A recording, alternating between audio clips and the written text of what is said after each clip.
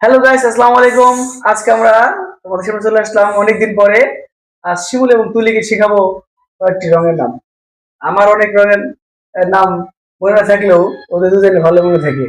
শিমুল এবং তুলি, চলো শুরু করি। ওকে, সবুজ ইংলিশ কি? সবুজ। Green. গ্রিন। লাল ইংলিশ কি? Red. রেড। হলুদ ইংলিশ কি? Yellow. আর কি কি ইংলিশ হয় বলো তো? বাংলা থেকে ইংলিশ করতে পারো?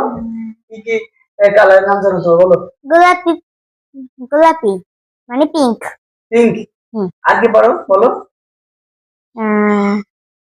নীলের ইংলিশ ব্লু। ব্লু। নীল ইংলিশ কি? ব্লু। আর কি পারো বলো?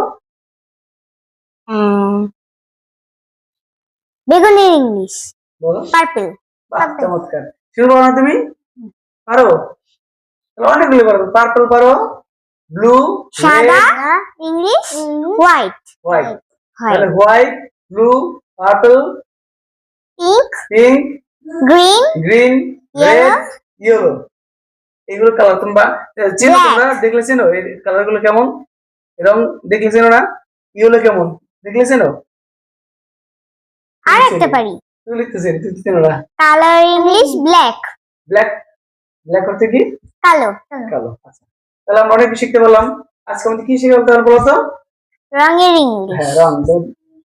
ডিফারেন্ট কাইন্ডস অফ কালার্স, তাই না? ওকে, আল্লাহ হাফেজ।